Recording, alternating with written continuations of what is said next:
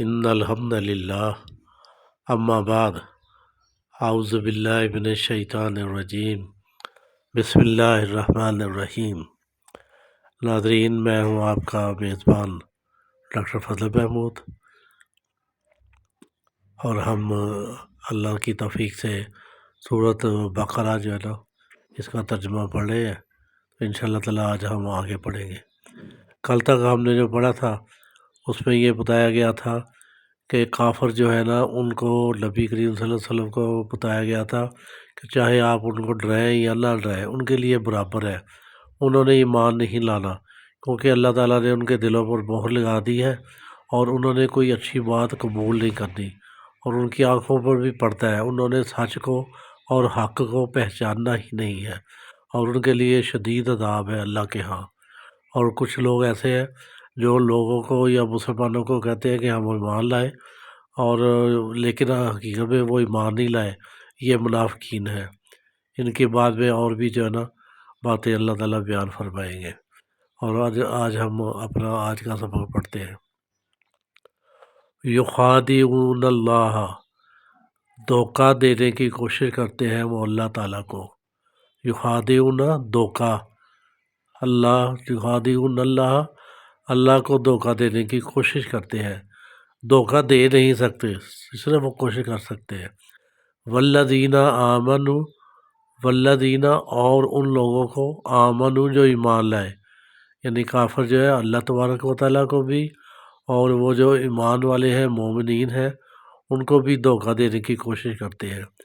وما یخدعون، اور نہیں دھوکہ دے سکتے، وما اس کا مطلب، وما کا مطلب اور نہیں، یخدعون دھوکہ دے سکتے، الا مگر انفسہم اپنی جانوں کو، وما اور نہیں یشعرون وہ اس بات کا شعور رکھتے۔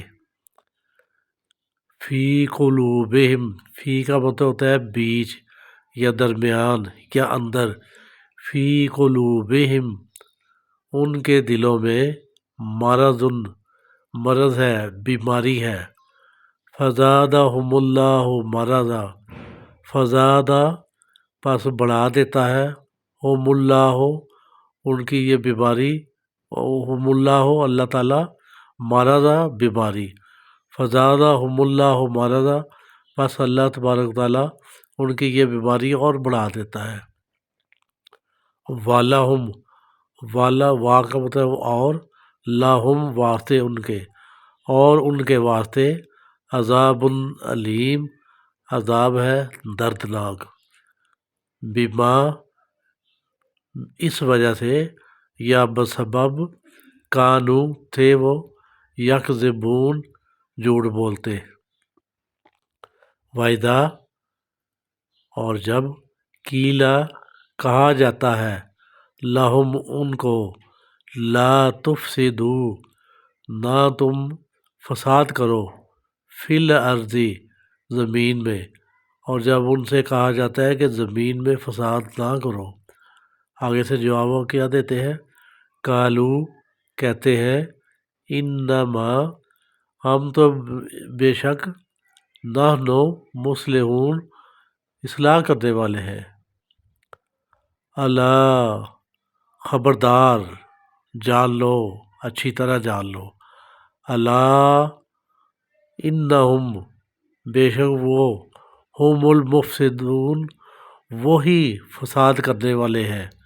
ولکن لا یشعرون اور لیکن شعور نہیں رکھتے۔ ناظرین، جب ہم کہتے ہیں کہ قرآن پاک ساری دنیا کے لیے رشد و ہدایت ہے، تو اس کا مطلب یہی ہے کہ اس میں جو باتیں بیان کی گئی ہے وہ وہی ہے جو آج کل بلکہ ہر دور میں وہ سچ ہے۔ اب جیسے اس میں بیان کیا گیا ہے کہ وہ جو لوگ زمین میں فساد کرتے ہیں، جب ان کو منع کیا جاتا ہے تو وہ کہتے ہیں ہم تو اصلاح کر رہے ہیں، ہم تو فساد کر ہی نہیں رہے۔ تو یہ بات ہر دور میں سچ ہے۔ آج کل بھی آپ کبھی جو فسادی لوگ ہیں ان کو اس چیز سے ڈرائیں یا ان چیز سے منع کریں تو ان کا جواب اسی طرح کا ہوتا ہے،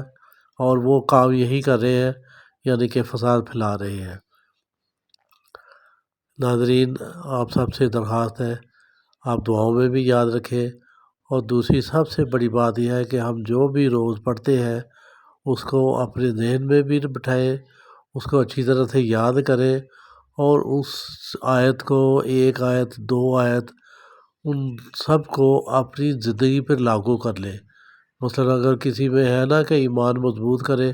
تو اپنا ایمان پکا کرے، کسی میں ہے نا کہ جھوٹ نہیں بولنا تو آپ وعدہ کر لیں کہ آپ نے جھوٹ ساری زندگی نہیں بولنا، اور کسی میں ہے نا کہ لوگوں کی اصلاح کرے تو آپ نے اپنی بھی اور لوگوں کی بھی اصلاح کرنی ہے۔ یعنی کہ اس کو اس طرح اپنے زندگی پر آپ نافذ کریں کہ آپ کی زندگی صاف ستھری اور بہت اچھی نظر آئے، پتہ چل جائے کہ آپ نے قرآن سے اپنا تعلق جوڑ لیا ہے، اور کافر لوگ جو ہے نا وہ مسلمانوں سے مایوس ہو جائے اور ان کو چھیڑنا اور قرآن پاک کی بے حرمتی کرنا بند کر دے۔ دعاؤں میں یاد رکھیے۔ السلام علیکم ورحمۃ اللہ۔